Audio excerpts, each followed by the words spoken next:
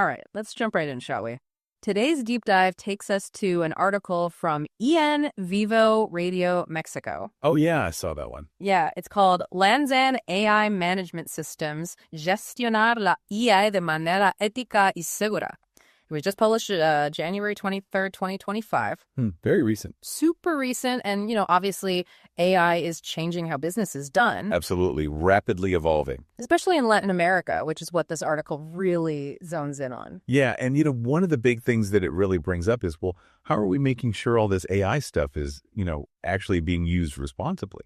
That's the big question. This article kind of digs into that. One thing that kind of jumped out at me was they talk about the ISO ISC 42001.2023. Oh, the AI management systems standard. Right. Yeah. And to be honest with you, when I see that kind of technical jargon, Sure, it can be a little bit like, whoa, what does that actually mean for me as, someone running a business? I can understand that. Yeah. Imagine, right, you're running a business in, say, Argentina. Right. And you're really excited about all this AI stuff. It could really streamline some things, maybe bring in some new customers, who knows? That's the hope. Right. But you're also thinking in the back of your head, well, wait a minute. What about, data breaches? Yeah. What about biases creeping into the algorithms? How can I be sure I'm using this powerful new tool in a way that's responsible? Yeah. You don't want to be on the front page for the wrong reason. Exactly. And that's where this ISO standard comes in. It's almost like, think of it like a roadmap.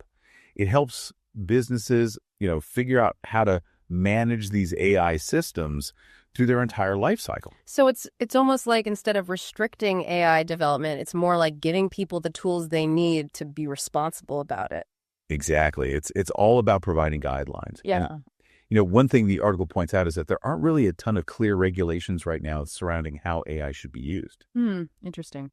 So this standard is kind of stepping in to fill that void, Yeah. It's about establishing a level playing field, making sure everyone's playing by the same rules. And that's good for everybody involved. Yeah, it builds trust, right? Absolutely. It makes sure that we're maximizing AI's benefits, helping businesses, helping society, but also minimizing the potential downsides. You don't want any unintended consequences. Now, there's also an organization, NYCE, that the article mentions, which is based in Mexico, and they're kind of helping businesses actually put this new standard into practice. Yeah, they're the first organization in Mexico to actually be certified to really help businesses, navigate this whole new standard. So they're like AI consultants in a way. I guess you could say that. They're they're really bridging the gap between all the technical stuff and actually putting it into practice in a business setting. Because it can be a little daunting, It's a whole new world, right? And it's interesting because the article also brings up a study from KPMG. Oh, yeah, I saw that. And they found that 75% of businesses are worried about cyber attacks, 66% about fraud. Makes sense. And then 54% are worried about, just falling behind in innovation. Right. Because if everyone else is jumping on the AI bandwagon, yeah, and you're not, yeah, what happens then? You're left in the dust. Exactly. And that's where, having something like NYCE and this ISO standard can be so valuable. It directly addresses those fears. If you're worried about security, if you're worried about, doing things the right way, this gives you a solid foundation to build on. Yeah, it's like they're helping build these systems so that they're robust from the start. Exactly. And then that kind of ties into a quote that Carlos Perez, the Director General of NYCE, gave for the article. He was talking about how businesses really need to understand the standard and use it. It's not just about, checking boxes. Right. It's not just compliance. It's about actually leveraging this as a tool for innovation. He was saying, don't be afraid of AI. Use it to your advantage, but, be smart about it. Absolutely. I think that's a really powerful message because there's a lot of fear out there about AI. Understandably so. But Perez is saying, look, if you do this right, if you follow the guidelines, if you use this standard as a foundation, you can actually build something amazing. And build trust. And that leads to more adoption, which leads to more innovation. It's a positive cycle. So it's about finding that balance, right? Like we want to harness the power of AI, but we want to do it in a way that's responsible. Precisely. And NYCE's role is really critical in helping businesses navigate that balance. Because it's not just a checklist of rules. It's about understanding the spirit of the standard, the underlying principles, and then figuring out how to apply those to your specific business. in a way that makes sense. Right, because every business is going to be a little bit different. Exactly. And that's where their expertise comes in. They're like guides, Mhm. helping businesses navigate this new terrain. It seems like they're really playing a crucial role in shaping the future of AI, at least in Latin America, making sure it's ethical and it benefits everyone. I completely agree. I think they're doing really important work. Now, we've talked a lot about the standard and NYCE, but let's kind of dig into some of those potential risks that businesses face when they're, using AI, because it's not all perfect. Right. It's not a magic bullet. There are definitely complexities, and there are potential challenges that we need to be aware of. So it's not all sunshine and roses, as they say. What are some of the specific things that businesses really need to keep an eye out for as they're, bringing AI into their operations? Well, one of the big ones, and you hear about this a lot, is bias. Mm-hmm. AI systems, they're only as good as the data they're trained on. Right. And if that data is biased, well, the AI is going to be biased too. That can have some pretty serious consequences. Yeah, you could end up perpetuating existing inequalities or creating new ones. Exactly. Yeah. And so even with a standard like this ISO standard, it's not like bias just magically disappears. Yeah. There's still a risk that it can creep in. So it's about constant vigilance. Exactly. And it's about being proactive, taking steps to mitigate bias throughout that whole AI lifecycle. From the beginning. From the very beginning. Yeah. From the data you collect to how you design the algorithms to how you actually deploy and use the AI, all of that matters. And that's another area where NYCE can be really helpful. They don't just, give you the rule book. Right. They also offer expertise on how to identify and address potential biases. So they're kind of like helping build the house, but they're also making sure the foundation is solid. I love that analogy. It's about taking a holistic approach, not just focusing on the technical stuff, but thinking about the ethical and social implications as well. Because at the end of the day, AI should be used to make the world a better place, not to make existing problems worse. We were talking about some of the potential downsides of AI, the things that can go wrong. And one that really comes to mind is data security, privacy, all this talk about cyber attacks and data breaches. Businesses really need to be careful about how they're handling information, especially sensitive stuff, when they're using AI. No doubt about it. I mean, think about it. These AI systems, they need a ton of data to really work well. Right. And that data can be pretty personal stuff sometimes. Financial records, health information, even trade secrets, things businesses don't want getting out. Keeping that data safe is super important, especially with all these cyber threats getting more and more sophisticated. It's like a catch-22 almost, right? AI needs data to learn, to get better. But the more data you feed it, the bigger the target you become. Yeah, that's the trade-off. That's why having a framework like that ISO standard we were talking about and having organizations like NYCE to guide businesses, it's really crucial. They help put those safeguards in place, not just to keep hackers out, but also to make sure the data is being used responsibly, even within the organization itself. So it's almost like having checks and balances, right? Exactly. You want to make sure everybody's playing by the rules, that nobody's cutting corners or taking advantage of the system. Can you give me an example? Like, how would that actually work in practice? Sure. Think about a bank, right? They're using AI to personalize customer experiences, maybe offer some financial advice or suggest investments. Mm-hmm. Well, that AI system's probably looking at a lot of sensitive data, income, spending habits, investment history, all that stuff. The ISO standard would basically guide the bank on how to protect that data, encrypting it, making sure only authorized people can access it, doing regular audits. Like building a vault around it? Yeah, exactly. And it's not just about outside threats either. Like I said, you got to worry about internal risks too. Employees, contractors, people who might try to misuse the data or access things they shouldn't. Makes sense. So building that trust with customers, showing them that their information is actually being handled responsibly. Right. And ethically too, of course. That's essential, especially in a world where people are already a bit wary of AI and what it means for their privacy. Now, switching gears a bit, what about the impact on jobs? We hear a lot about AI automating things, potentially putting people out of work. What's your take on that? It's a valid concern, no doubt, and it's something that needs to be addressed carefully. AI, yeah, it can definitely automate certain tasks, especially the repetitive ones, the ones that follow a set of rules. That could lead to job losses in some areas, but it's not the whole story. So it's not just robots taking over everything. No, not at all. It's more about a shift, a change in the types of skills that are going to be in demand. So people need to adapt. They need to adapt, and honestly, they need to be proactive about it. Focus on developing those skills that AI can't replicate. critical thinking, problem solving, creativity, emotional intelligence, all that stuff. Things that make us human, you know? It sounds like education, training, all of that's going to be more important than ever. Absolutely. We got to invest in programs that prepare people for this new reality, not just technical skills, but those softer skills too. Communication, collaboration, adaptability. It's a whole package. It's like instead of teaching people how to do the jobs that AI can do, we need to teach them how to work alongside AI. Exactly. That's the future of work, in my opinion. It's going to be about collaboration, about finding that sweet spot where human intelligence and artificial intelligence can work together, each playing to their strengths. We were talking earlier about how some businesses worry about falling behind in the AI race. What are some of the roadblocks that businesses in Latin America especially face when it comes to adopting and really putting AI into practice effectively? One of the biggest ones, honestly, is finding the right people. Building these AI systems, deploying them, it takes a very specific skill set. Right. You need data scientists, machine learning experts, programmers, all those sorts of folks. Exactly. And while Latin America is making progress, there's still a shortage of people with those qualifications. So it's a real challenge for businesses to find and then keep those talented individuals.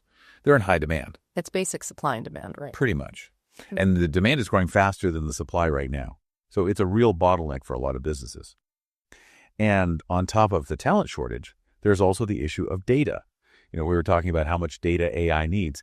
Well, the quality of that data matters too. And access to good, relevant data, well, that can be a problem in Latin America. Some industries just don't collect a lot of data, or there might be strict privacy regulations that make it difficult to share. So you need both, right? You need the expertise, the people who know what to do with the data, but you also need the data itself. It's like having a fantastic chef, but no ingredients. And that's where things like open data initiatives, those can be really helpful. Sharing data responsibly, of course, while still protecting privacy. Collaboration seems to be the key here, not just within companies, but across the board. Researchers, businesses, governments, even everyday people, all working together to create a healthy AI ecosystem. I completely agree. And that includes developing those ethical guidelines we talked about, making sure AI is being used for good. We need everybody at the table for that. We've talked a lot about the technical side of things, the business side of things, but Latin America's got such a rich culture, a strong sense of social justice. How do you see those factors playing into how AI develops and is used in the region? That's a really interesting question. I think those cultural elements could have a big impact, definitely. Latin America, they put a lot of emphasis on community, on social responsibility. And I think that could translate into how they approach AI. Maybe more of a focus on developing systems that benefit everyone, not just the bottom line. So it's like baking those values into the AI itself. Exactly. And that could be a real strength, a way for Latin America to stand out. As AI gets more and more prevalent all over the world, they could really become leaders in showing how to do it ethically, responsibly. Could be a model for other regions to follow. Okay, before we wrap up this part of our conversation, I want to shift gears just a little bit and talk about leadership. Okay. We've been discussing how AI is going to change the workforce, but what about the people who are leading those workforces? That's a big one. Yeah. How do leaders navigate all this change, guide their teams through this AI revolution? It's a question a lot of leaders are wrestling with, for sure. The way we work is changing, and the way we lead needs to change with it.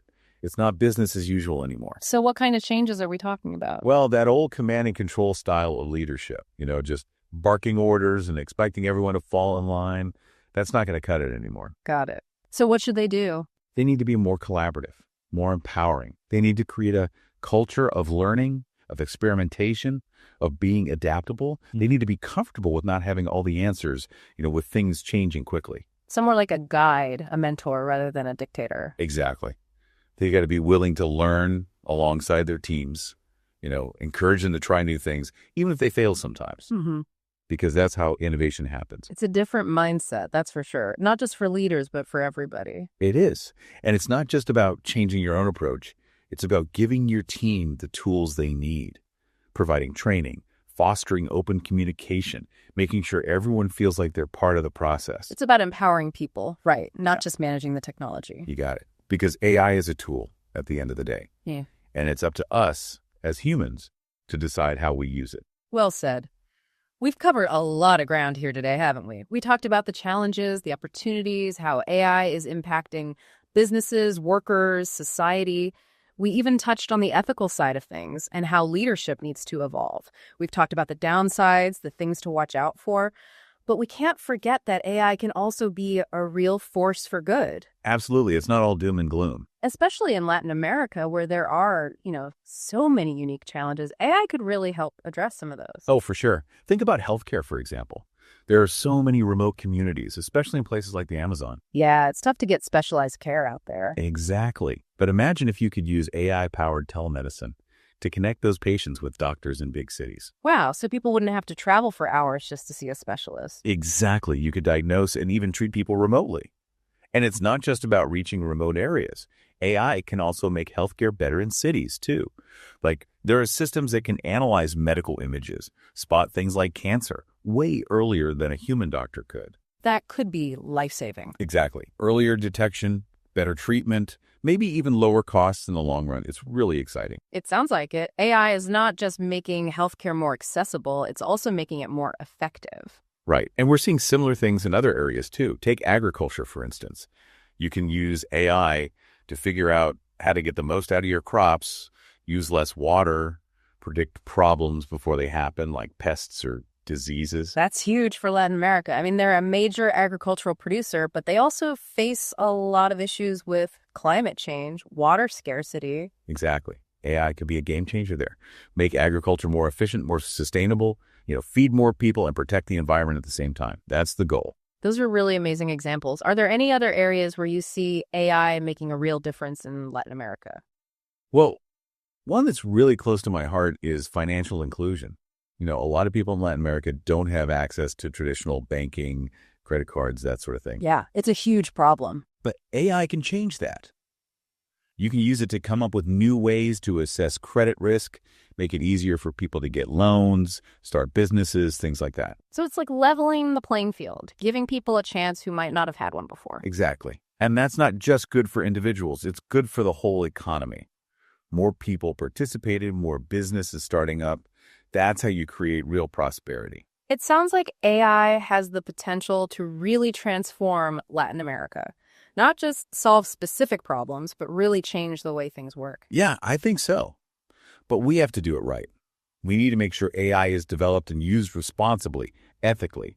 Make sure it benefits everyone, not just a select few. That brings us back to the importance of things like the ISO standard. Organizations like NYCE, they're really trying to guide businesses in the right direction. Yeah, they're laying the groundwork. And their work is so important. They're helping to create a future where AI is a force for good, a tool that we can use to build a better world, a world that's more equitable, more sustainable, more prosperous. That's the dream. That's the dream. And as we wrap up this deep dive, I want to leave our listeners with something to think about. Okay. We've talked a lot about AI's impact on businesses, on jobs, on society as a whole. But what about its impact on us as individuals? Oh, that's a good question. Yeah. It's hard to say for sure because things are changing so fast. AI is already part of our lives in so many ways. Yeah. Think about the recommendations you get online, the apps you use, the way you navigate the world. All of that's influenced by AI.